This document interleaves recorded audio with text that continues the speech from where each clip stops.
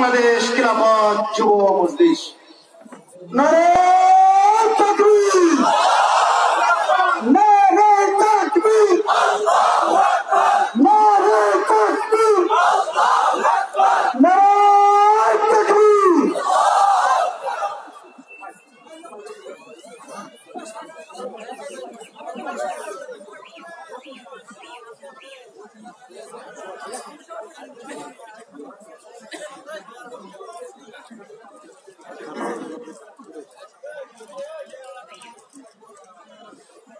السلام عليكم ورحمة الله. الحمد لله رب العالمين والصلاة والسلام على أشرف الأنبياء والمرسلين وعلى من تبعهم ودعا بدعوتهم إلى يوم الدين. أما بعد، أعوذ بالله من الشيطان الرجيم. بسم الله الرحمن الرحيم. وإذا أردنا أن نهلك قرية أمرنا مترفيها ففسقوا فيها فحق عليها القول فدمرناها تدميرا. صدق الله العظيم.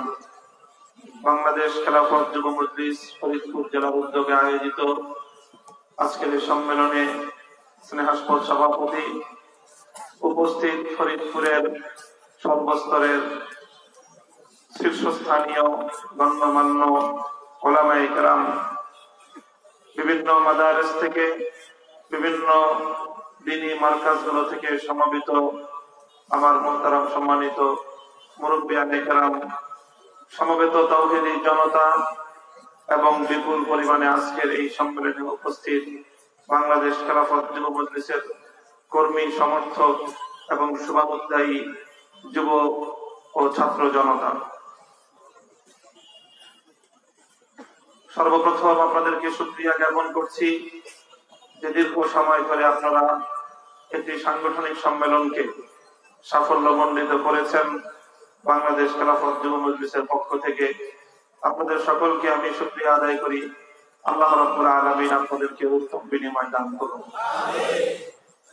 আজকে বাংলাদেশ খেলাফত যুব মজলিস বাংলার প্রত্যন্ত অঞ্চলে সংগঠনের দাওয়াত নিয়ে ফিরছে, আন্দোলনের দাওয়াত নিয়ে তাদের দুয়ারে দুয়ারে যাচ্ছে। কেন? আজ এই দেশ, এই জাতি,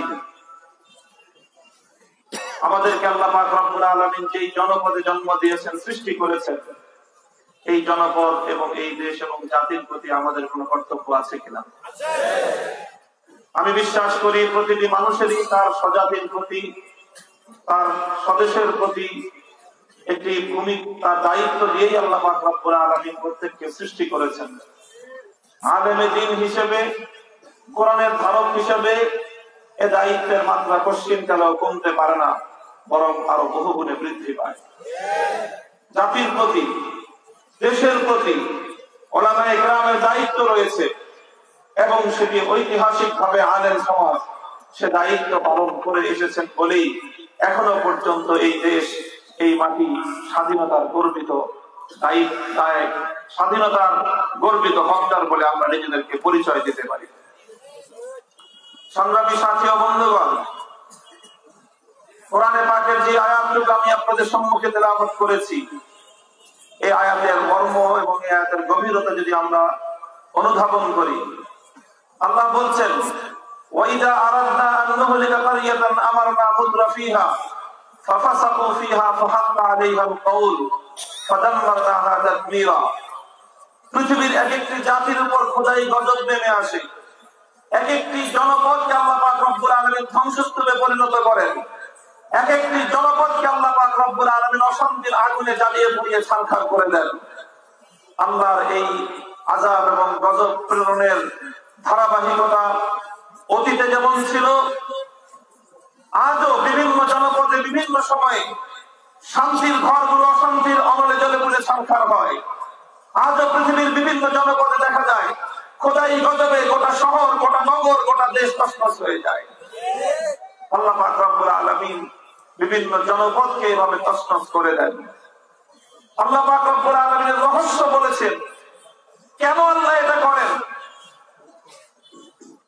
ইদা আরাদনা আন নুহলিকা কারিয়াতান আমারনা মুতরাফিহা ফিহা ফাফাসাকু ফিহা, যখন কোন এলাকাকে আমার আল্লাহ ধ্বংস করে দিলেন তার আগ দিয়ে দেখা যায় সেই এলাকার দাম্ভিক শ্রেণী, সেই এলাকার সেই জনপদের খোদাদ্রোহী জনগোষ্ঠী তারা খোদাদ্রোহিতায় মেতে ওঠে, তারা আল্লাহ পাক রব্বুল আলামিনের বিরুদ্ধে যুদ্ধ ঘোষণা করে, তারা প্রকাশ্যে পাপাচারে লিপ্ত হয়, নানা ধরনের অন্যায় অবিচারকে সেখানে প্রাতিষ্ঠানিকতা দেওয়া হয়। সেখানে শান্তির নবী, মানবতার নবী মুহাম্মদ আরবি সাল্লাল্লাহু আলাইহি ওয়াসাল্লামের ইজ্জত নিয়ে ছিনিমিনি খেলা হয়, তার বিরুদ্ধে কটূক্তি করা হয়, নবীর চরিত্রে কালিমা লেপন করবার চেষ্টা করা হয়। এগুলো শুধুমাত্র একজন নবীর বিরুদ্ধে কটূক্তি এটাই নয়, একজন নবীর বিরুদ্ধে মিথ্যাচার শুধু এটাই নয়, বরং এটি হলো একটি জাতি এবং একটি দেশ ধ্বংস হওয়ার পূর্বাভাস। যখনই দেখবে কোন জনপদে পাপাচার মাত্রা সীমা লঙ্ঘন করছে, যখনই দেখবে খোদাদ্রোহীরা কোন জায়গায় সীমা লঙ্ঘন করছে, তখন কোরআন আমাকে আর তোমাকে সতর্ক করছে, তোমরা হুঁশিয়ার হও, সেই এলাকায় খোদাই গজব খোদার পক্ষ থেকে পাকড়াও অত্যাসন্ন। সংগ্রামী সাথী, জোরালো বক্তব্যের সময় নয়, হৃদয় দিয়ে উপলব্ধি করবার সময়। আজ আমার এই বাংলার জমিনে, আজকে আমাদের এই প্রাণ প্রিয় মাতৃভূমিতে, যেখানে প্রায় ৯৭% মুসলমান, যে দেশের রাষ্ট্র এবং সরকার প্রধানরা মুসলমান, তারা সকলেই আল্লাহ এবং তার রাসূলকে ভালোবাসার দাবিদার, অথচ সেই জনপদে একের পর এক নবীর বিরুদ্ধে কটূক্তি করাই হচ্ছে। আমার রহমতের নবীকে, আমার মায়ার নবীকে, বিশ্ব মানবতার নবীকে যেই ধরনের কটূক্তি, অশ্লীল বাক্যবাণে জর্জরিত করা হয়েছে, এটা শুধুমাত্র ইসলাম ধর্মের অবমাননা নয়, বরং এটা বিশ্ব মানবতার বিরুদ্ধে জঘন্য অপরাধ।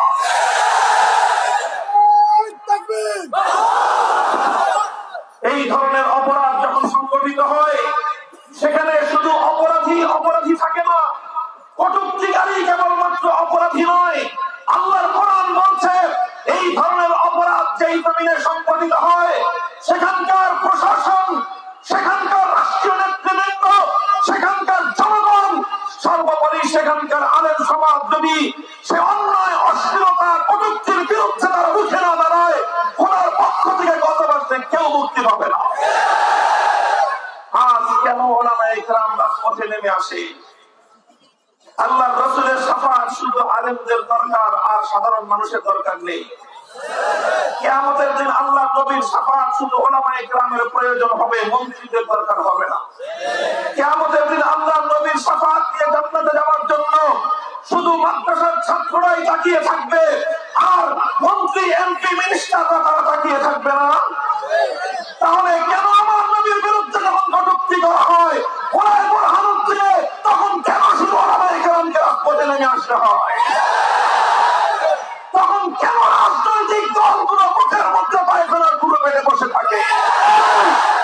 আওয়ামী লীগ, বিএনপি, বিশাল বিশাল রাজনৈতিক দল, তোমাদের নেতার বিরুদ্ধে কটূক্তি করলে ২৪ ঘন্টার আগে তোমরা তাসনা শুরু করো, চালাও পড়াও শুরু করো।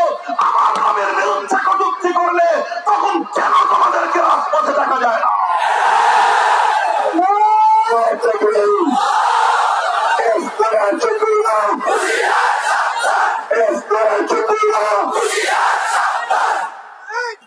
সংগ্রামী সাথী ও বন্ধুগণ, ভোলার বোরহানুদ্দিনে যে ঘটনা ঘটেছে, বিপ্লব চন্দ্র শুভ নামক স্থানীয় এক হিন্দু যুবক তার ফেসবুক আইডি থেকে আল্লাহর নবীকে অশালীন ভাষায় কটূক্তি করা হয়েছে, যেই ভাষা কোন মুসলিম দূরের কথা কোন সভ্য মানুষ মুখে উচ্চারণ করতে পারবে না। তার ফেসবুক আইডি থেকে সামাজিক যোগাযোগ মাধ্যমে এহেন জঘন্য কটূক্তি প্রচারিত হওয়ার পর স্বাভাবিকভাবে নবী প্রেমিক তাওহীদি জনতার হৃদয়ে ক্ষোভের আগুন জ্বলে উঠেছে, তারা বিক্ষোভে ফেটে পড়েছে। তারপরে আমরা শুনলাম এবং দেখলাম সেই বিপ্লব শুভচন্দ্র আইন শৃঙ্খলা রক্ষাকারী বাহিনীর কাছে গিয়ে আত্মপক্ষ সমর্থন করলো, বলল তার আইডি নাকি হ্যাক হয়েছে, বলল আমরা শুনলাম, কিন্তু ততক্ষণে গোটা রয়েছে। তাওহীদি জনতা তাদের প্রাণের চেয়ে প্রিয় নবীর ইজ্জতের হেফাজতের জন্য রাজপথে নেমে আসবার জন্য অধীর আগ্রহে অপেক্ষমান। আলেম সমাজ, ধর্মীয় নেতৃত্ব, তারা জাতিকে যথাসময়ে সঠিক দিক নির্দেশনা দিলেন। প্রশাসনের সঙ্গে তারা কথা বললেন। প্রশাসন এবং আলেম সমাজ ঐক্যবদ্ধ হয়ে পরের দিনের ঘোষণা দিলেন সমাবেশ হবে, সমাবেশ থেকে শান্তির পয়গাম তাদেরকে শোনানো হবে, সুশৃঙ্খল ভাবে তাদেরকে দায়িত্ব পালন করবার জন্য আহ্বান এবং অনুরোধ জানানো হবে। কিন্তু এরপরে দেখলাম আমরা কি দেখলে দেশের জনগণ, কি জানলো বিশ্ব মিডিয়া, সেখানে যথাসময় হওয়ার আগেই একজন প্রশাসনিক কর্মকর্তা খামখেয়ালিপূর্ণ ভাবে তিনি যথাসময়ের আগেই তাওহীদি জনতার জামায়াতকে ভণ্ডুল করবার জন্য অপতৎপরতা চালালেন। আর সেই অপতৎপরতা চালাতে গিয়ে নিরীহ সাধারণ পুলিশগুলোকে জনগণের মুখোমুখি দাঁড় করিয়ে দিলেন। এদেশের জনগণ, এদেশের তাদের ভাই পুলিশদের মুখোমুখি দাঁড়িয়ে তারা দুই পক্ষ সংঘর্ষে লিপ্ত হলো। আর তার নির্দেশে এদেশের পুলিশ বাহিনী পাখির মতো গুলি করে নবীপ্রেমিক চারটি তাজা প্রাণকে শহীদ করব।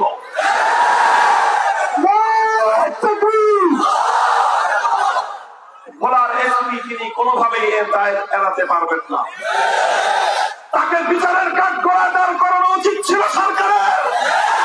প্রধানমন্ত্রীর অসিকে যথাযথভাবে বিচারের আওতায় আনা উচিত ছিল। তাওহীদি জনতা উশৃঙ্খল ছিল না। ওলামায়ে কেরাম কোনদিন উশৃঙ্খলতার নেতৃত্ব দেয় না। আজ ফরিদপুরের কেন্দ্রীয় জায়গায় হাজারো তাওহীদি জনতার এই বিক্ষোভ, আলেম সমাজ এক আঙ্গুলের নির্দেশে এদেরকে নেতৃত্ব দেয়। আমাদের ছাত্ররা, আমাদের কর্মীরা আমাদের আঙ্গুলের নির্দেশে ওঠে এবং বসে জিহাদের ময়দানে শাহাদাতের জন্য প্রস্তুত হয়। আমার নিজেদের জীবন উজাড় করে দিয়ে দেশ এবং মাটিকে রক্ষা করতে ওরা প্রস্তুত।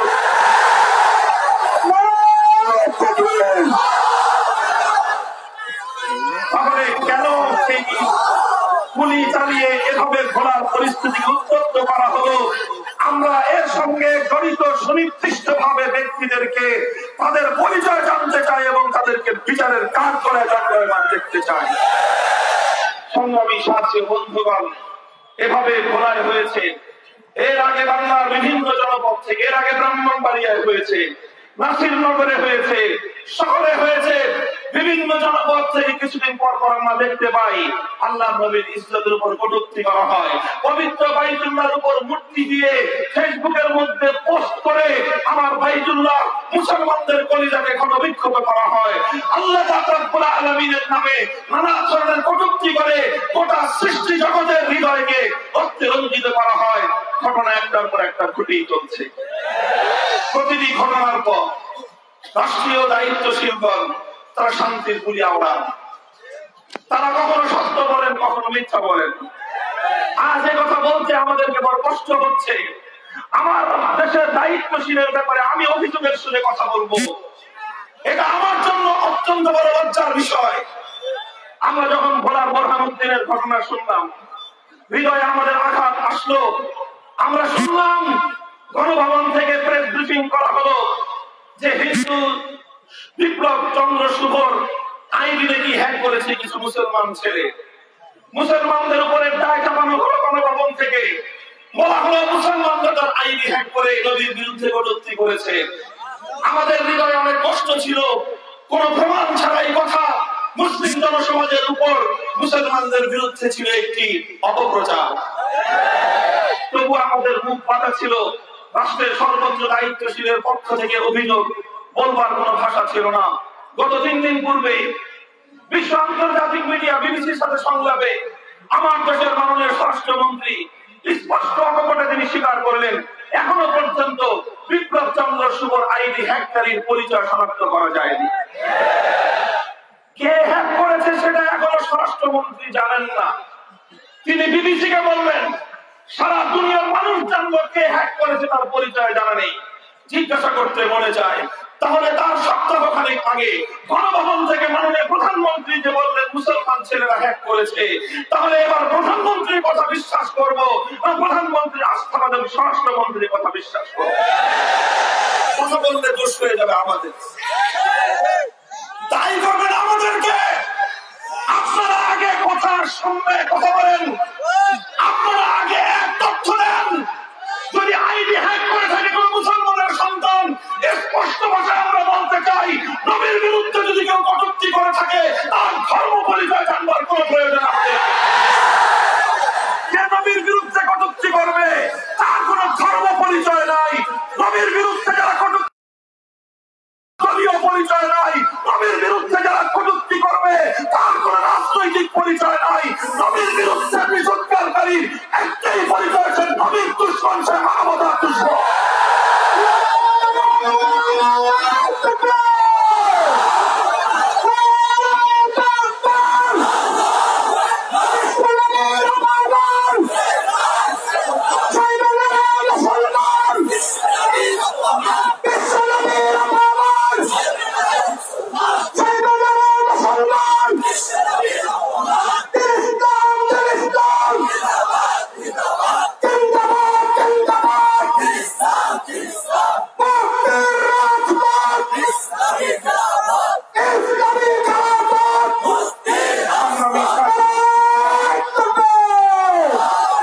যেভাবেই হোক, যে কারণেই হোক, দায় রাষ্ট্র এবং সরকারকেই নিতে হবে।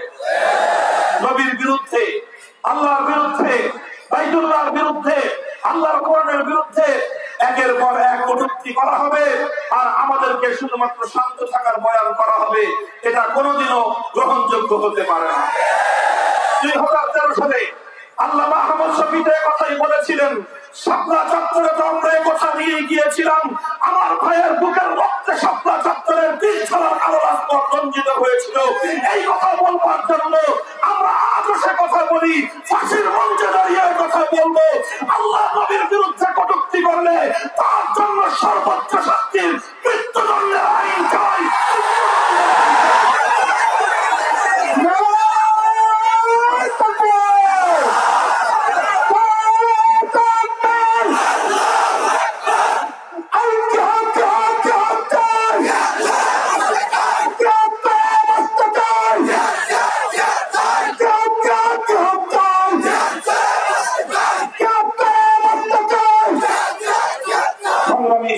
বন্ধুগণ, কথা অনেক দীর্ঘ হয়ে গিয়েছে। আমার উদ্দেশ্য আর বহুদূর, অনেক কথা আপনাদের কাছে বলতে হবে। আমরা দায়িত্বহীন ভাবে বলতে চাই। এভাবেই বিভিন্ন সময়ে অতীতেও আমরা দেখেছি রাষ্ট্রীয় পৃষ্ঠপোষকতায় অন্যায় অবিচারকে প্রমোট করা হয়, নানা ধরনের নবীর বিরুদ্ধে কটূক্তিকে প্রশ্রয় দেওয়া হয়। যেখানে আমরা দেখি বঙ্গবন্ধুর বিরুদ্ধে, বঙ্গবন্ধুর বিরুদ্ধে কটূক্তি করলে, প্রধানমন্ত্রীর বিরুদ্ধে কটূক্তি করলে 24 ঘন্টা পার হওয়ার আগেই কটূক্তিকারী গ্রেফতার হয়, কখনো কখনো গুম হয়ে যায়, কোনোদিন তাকে খুঁজে পাওয়া যায় না। সেখানে আমার নবীর বিরুদ্ধে কটূক্তি হলো, একবার আইডি হ্যাকের নাটক শুনলাম, আরেকবার শুনি হ্যাককারীকে সমাপ্ত করা যায় নাই। এত ধরনের কাহিনী তো আমরা শুনতে চাই না। আমরা শুধু একটা জিনিস জানতে চাই, একটা জিনিসের নিরাপত্তা চাই। এদেশের মাটিতে আমার নবীর ইজ্জতের হেফাজতের উপর কোন কুলাঙ্গার জন্য আর নবীর ইজ্জতের উপর হাত চালাচি করবার সাহস না পায়। চলছে এই অবিচার একদিকে, এই চলছে পাপাচার। যেই জমিনে এই ধরনের পাপাচার হয়, সে জমিন যে কোনো মুহূর্তে আসমানি গজবে ধ্বংস হয়ে যাওয়ার সম্ভাবনা রয়েছে। অপরদিকে চলছে দেশে, এভাবেই চলতে থাকে বছরের পর বছর, যুগের পর যুগ। শাসক পরিবর্তন হয়, কিন্তু জনগণের ভাগ্যের পরিবর্তন ঘটে না। নতুন শাসক আসে, আরো বেশি জনগণের উপর জগদ্দল বছরের দেয়, তারা চেপে বসে। মানুষের জানের নিরাপত্তা নেই। আজ মানুষের জানের নিরাপত্তা নেই। ভিন্ন মতের প্রতি ন্যূনতম শ্রদ্ধা দূরের কথা, ভিন্ন মতকে দমন করবার জন্য আজকে জাহিলি যুগের বর্বর পন্থা অবলম্বন করা হচ্ছে। আজ বাংলাদেশের মেধাবীদের স্বর্গরাজ্য বলা হয় বুয়েটকে, Bangladesh University of Engineering and Technology. সেই বুয়েটের মেধাবী ছাত্র তড়িৎ এবং ইলেকট্রনিক্স বিভাগের 2য় বর্ষের মেধাবী ছাত্র আবরার ফাহাদ। আজ আবরার ফাহাদকে ছাত্রলীগ নামক সন্ত্রাসীরা যেভাবে পিটিয়ে হত্যা করেছে, এটা কোন সভ্য সমাজ সমাজে কল্পনাও করা যায় না। এর দায় মাননীয় প্রধানমন্ত্রী আপনাকেই নিতে হবে। আপনি যেরকম ছাত্রলীগের গৌরবের 70 বছরের কৃতিত্ব দায়িত্ব নেন, আপনাকে আপনার ফাহাদের কলঙ্কের দায় গ্রহণ করতে হবে। এই ছাত্রলীগ নিষিদ্ধ করে দিন। যারা আমার মায়ের বুক খালি করবে, তারা এদেশের শিক্ষাঙ্গনগুলোকে কসাইখানায় পরিণত করবে। আমার মায়ের সন্তানরা পড়তে গিয়ে মাস হয়ে মায়ের করে ফিরে আসবে, এমন ছাত্র রাজনীতি আমরা দেখতে চাই না।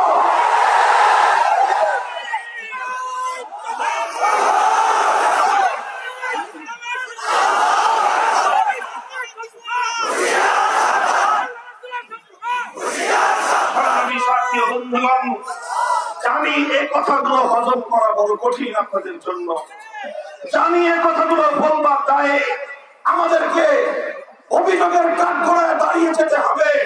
কিন্তু একবার চিন্তা করুন সেই সন্তান হারা মায়ের কথা, একবার চিন্তা করুন যারা এভাবে টর্চার সেল তৈরি করেছে। বুয়েটের মধ্যে টর্চার সেল তৈরি হয়, সেই টর্চার সেলের ছাত্ররা ছাত্রদেরকে ধরে এনে পেটায়। এর চেয়ে বড় জাহিলিয়াতের কি হতে পারে? Abu Jahl, Abu Lahab, Utba, সাইবারা টর্চার সেল তৈরি করেনি, ওরা প্রকাশ্যে পেটাতো।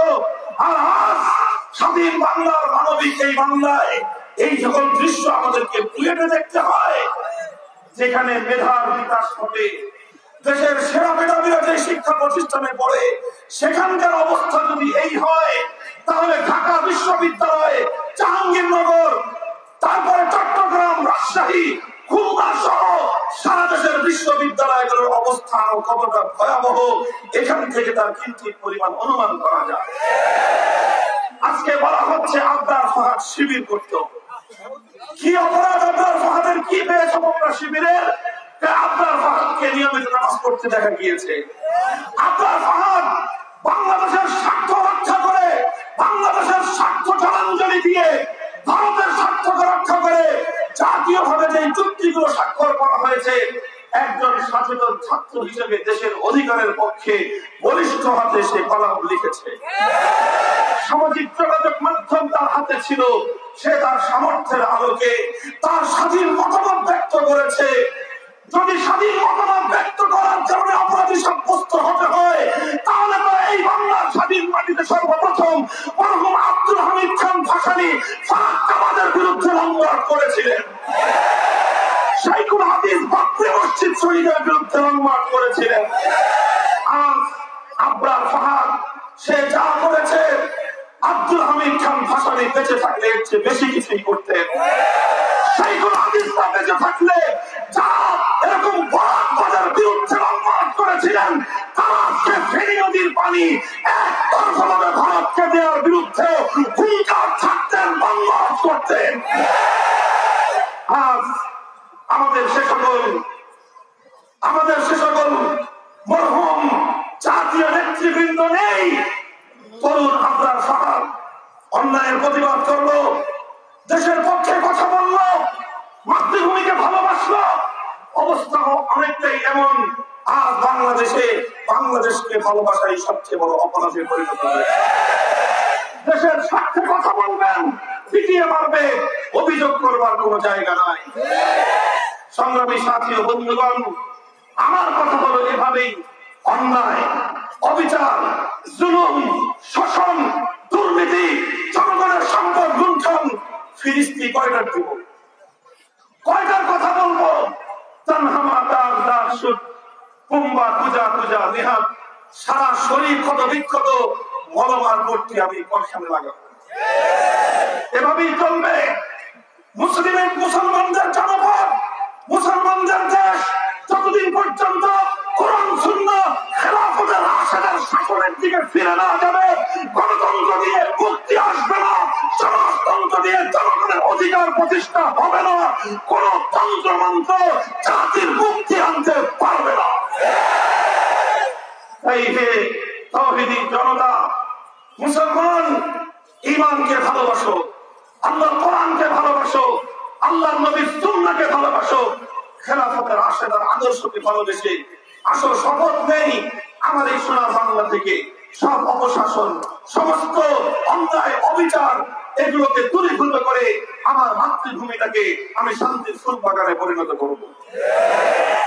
মুহতারাম হাজিরিন, আমি আবার কোরআনের সেই আয়াতের দিকে পুনরাবৃত্তি করছি।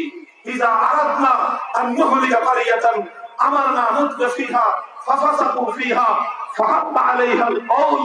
যখন এভাবেই নবীর বিরুদ্ধে কটূক্তি হয় ব্রাহ্মণবাড়িয়ায়, যখন এভাবেই নবীর বিরুদ্ধে কটূক্তি হয় বোরহানুদ্দিনে, যখন এভাবেই আবরার ফাহাদরা নিহত হয় বুয়েটের মাটিতে, যখন এভাবেই নুসরাতরা নিহত হয় এই বাংলার জনপদে, যখন এভাবেই ফেরানিরা ঝুলে থাকে আমার সীমান্তের কাঁটাতারে, একটার পর একটা যখন এভাবে অন্যায় করতে থাকে, তার প্রতিবাদ হয় না, তার প্রতিকার হয় না, তখন সর্বশেষ আসমান থেকে খোদার গজব নেমে আসে।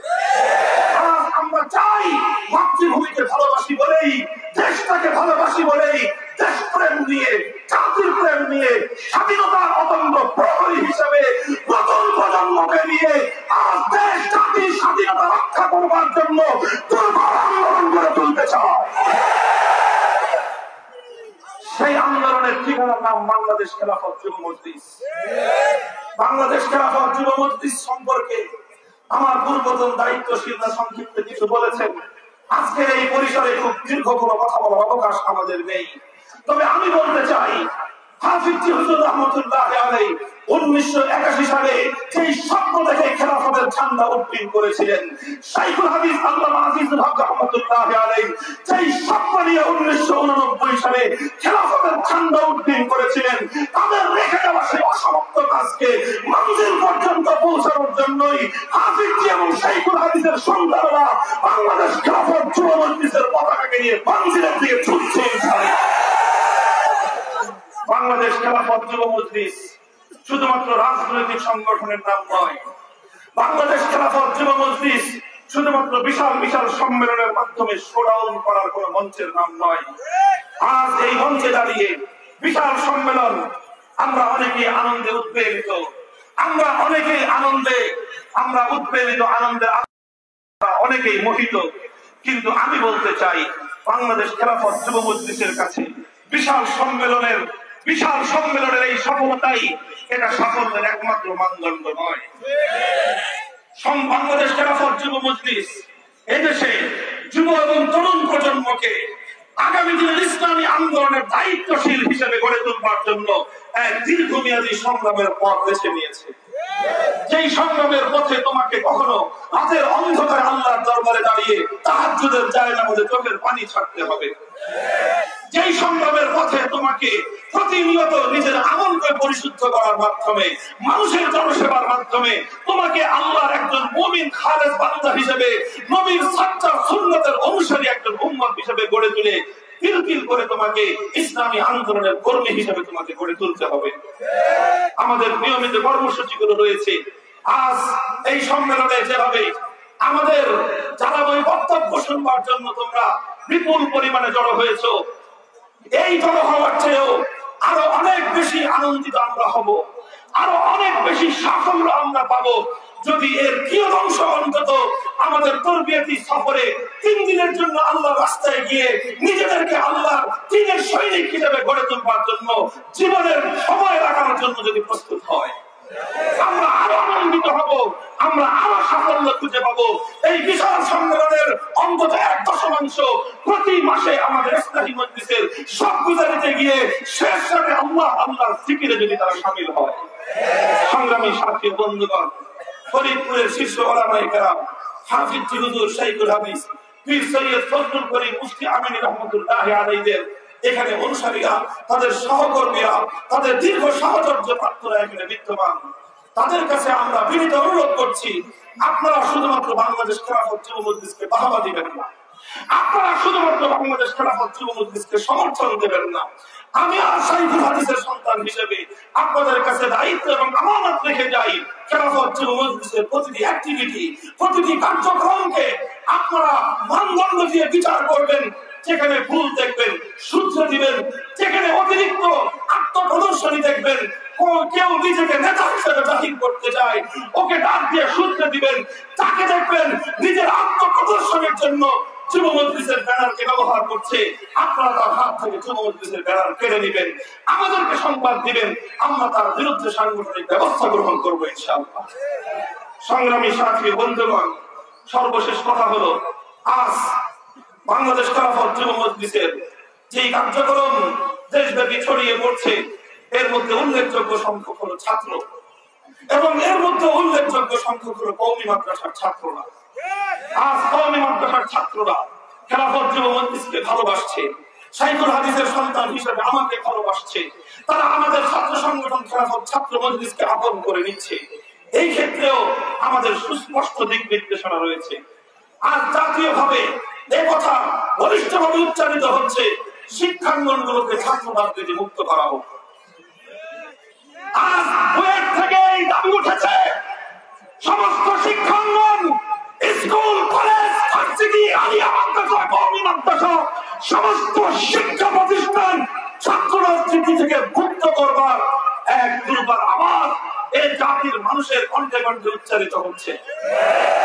আমিও সেই সুরে সুর মিলিয়েছি, আমিও বলেছি, হ্যাঁ, আমিও বলেছি শিক্ষাঙ্গনে ছাত্র রাজনীতি নিষিদ্ধই হওয়া দরকার।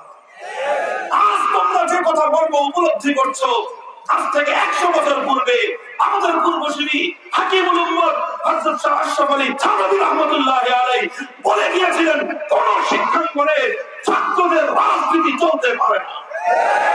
আমিও সে কথার সঙ্গে সুরে সুর মিলাই, শিক্ষাঙ্গনের ভিতরে ছাত্রদের কোন রাজনৈতিক কর্মকাণ্ড চলতে পারে না। অনেকে প্রশ্ন করবেন যে হুজুর, আপনি খেলাফত ছাত্র মজলিস গঠন করলেন, আবার আপনি লম্বা লম্বা বক্তব্য দিচ্ছেন, শিক্ষাঙ্গনে ছাত্র রাজনীতি চলতে পারে না। আমি বলছি, হ্যাঁ, আমি বুঝে শুনেই বলছি, সচেতন ভাবেই বলছি, কোন অজ্ঞতাসারে স্ববিরোধী কথা আমি বলছি না। আমার কথা বুঝবার চেষ্টা করুন।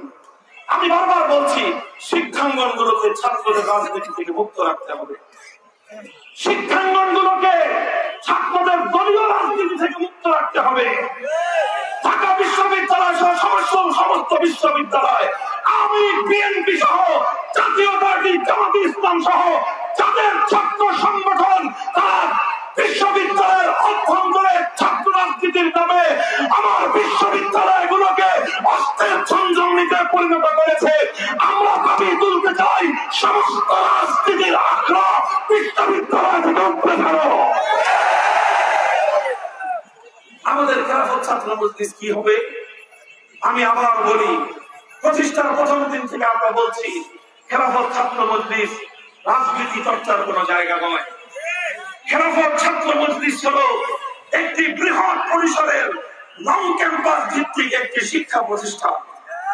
একজন ছাত্রের প্রাতিষ্ঠানিক শিক্ষার বাইরে তাকে আগামী দিনের ইসলামী আন্দোলনের দায়িত্বশীল হিসেবে, জাতির কর্ণধার হিসেবে প্রতিষ্ঠিত করবার জন্য তার প্র্যাকটিক্যাল কিছু যোগ্যতার প্রয়োজন, যেটা কোন প্রতিষ্ঠান তাকে শেখায় না। প্রতিষ্ঠানের শিক্ষার পাশাপাশি প্র্যাকটিক্যাল কিছু শিক্ষার প্রয়োজন হয়। সেই শিক্ষা প্রশিক্ষণ এবং সেই শিক্ষা প্রশিক্ষণ এবং চর্চার জন্য বাংলাদেশ খেলাফত ছাত্র মজলিস আজ ছাত্র জনতার একটি প্রিয় নামে পরিণত হয়েছে। আমার ছাত্র সংগঠনের জন্য একই কথা, শিক্ষাঙ্গনের ভিতরে, মাদ্রাসার ভিতরে ছাত্রদের সাংগঠনিক কোন প্রোগ্রাম হওয়ার প্রয়োজন নেই। ছাত্ররা এলাকা ভিত্তিক স্কুলে যাও, কলেজে যাও, বিশ্ববিদ্যালয়গুলোতে যাও। আজ আমাদেরকে বিভক্ত করে রাখা হয়েছে। স্কুলের ছাত্ররা মাদ্রাসার ছাত্রদেরকে চেনে না, কলেজের ছাত্ররা মাদ্রাসার ছাত্রদেরকে দেখলে উপহাস করে, বিশ্ববিদ্যালয়ের ছাত্ররা টুপি পরা মাদ্রাসার ছাত্রদেরকে দেখলে তাদেরকে সেকেলে মনে করে। হ্যাঁ, মাদ্রাসার ছাত্ররা এই বাঁধ ভেঙে দাও, ভেঙে দাও। তোমার বিচরণ করবার অধিকার রয়েছে বিশ্ববিদ্যালয়েও, তোমার বিচরণ করবার অধিকার আছে কলেজগুলোতেও। যাও, মিলো, হাতে হাত রাখো ছাত্র জনতা। আলিয়া, কওমি মাদ্রাসা, বিশ্ববিদ্যালয়, কলেজ, স্কুল, সব ছাত্র নিজেদের মতো করে পাড়ায় পাড়ায়, মহল্লায় মহল্লায় আদর্শ প্রতিষ্ঠা দুর্গ করে তোলো তোমরা। এভাবে মাদ্রাসার অভ্যন্তরে সাংগঠনিক প্রোগ্রাম না হওয়াই বাঞ্ছনীয়।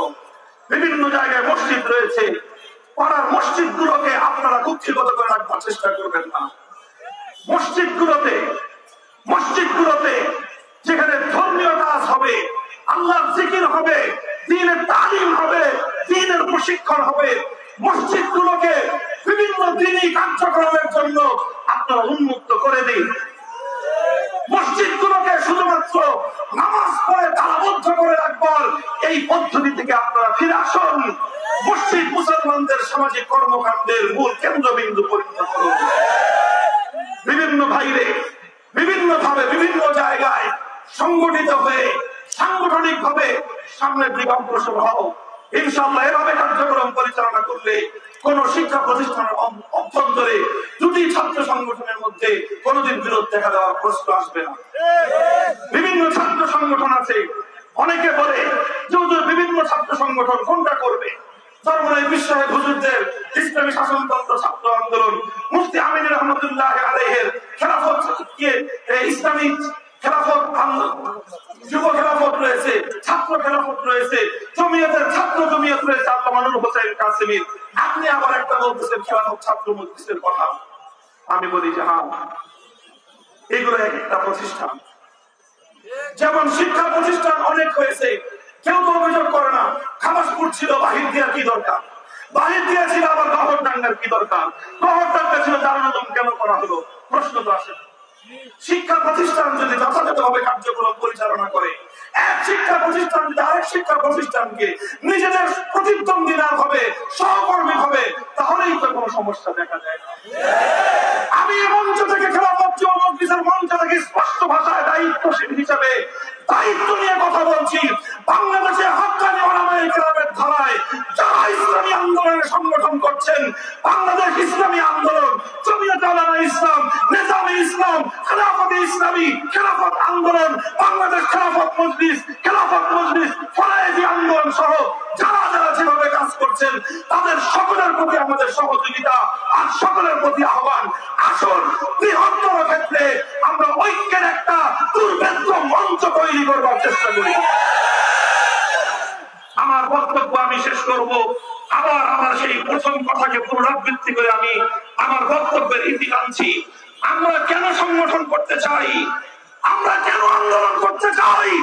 কারণ যদি আজ আমরা প্রস্তুত না হই, যদি আমরা টেকনাফ থেকে তেঁতুলিয়ায় লাখো ইমানদার জনতা যদি হাতে হাত রেখে আমরা আগামী দিনের জন্য নিজেদেরকে প্রস্তুত করতে ব্যর্থ হই, যেভাবে পাপাচার বাড়ছে, রাষ্ট্রীয় পৃষ্ঠপোষকতায় অন্যায় অবিচারকে যেভাবে প্রাতিষ্ঠানিক ভাবে প্রতিষ্ঠিত করা হচ্ছে, এভাবে চলতে থাকলে এই দেশ ধ্বংস হয়ে যাবে, এই জাতি ধ্বংস হয়ে যাবে। কথা ঠিক কিনা? আর এভাবেই জাতীয় রাজনীতি নিয়ে আমার বেশি কথা ছিল না, এজন্য সেদিকে আমি যাইনি। একটা কথা শুধু বলি, আমার সরকার, রাষ্ট্র জনগণের অভিভাবক। জনগণ কোন সন্তান তার বাবাকে প্রতারক হিসেবে দেখতে চায় না। জনগণ তার সরকারকে প্রতারক হিসেবে দেখতে চায় না। এজন্য 30শে ডিসেম্বরের মধ্যরাতের নির্বাচনের ব্যাপারে স্পষ্ট আমাদের বক্তব্য হলো, যদি নির্বাচন ব্যবস্থা মাননীয় প্রধানমন্ত্রী আপনার কাছে ভালো না লাগে, আইন পাশ করে ঘোষণা দিয়ে দেন, বাংলাদেশে কোনো নির্বাচন থাকবে না, এক দল এক নেত্রী এক দেশ। আমরা আনুগত্য করব, কিন্তু যদি আপনি মুখে গণতন্ত্রের কথা বলেন, তাহলে মধ্যরাতের নির্বাচনের প্রহসন বন্ধ করতে হবে।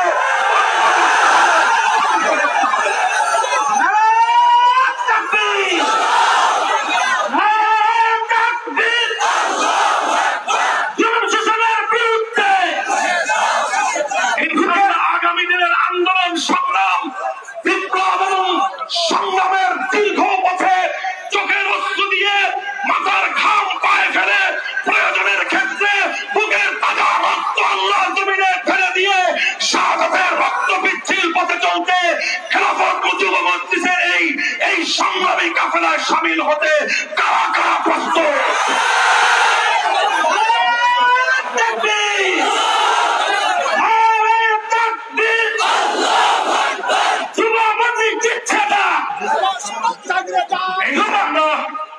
ঐতিহাসিক সোহরাওয়ার্দী উদ্যানে 10 বছর পূর্তি উপলক্ষে বাংলাদেশ খেলাফত যুব মজলিস সম্মেলন আহ্বান করেছে।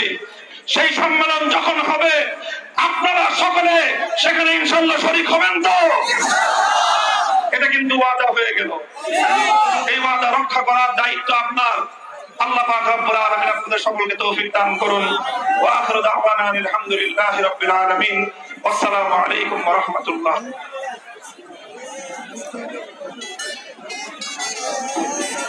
ধন্যবাদ। সম্মানিত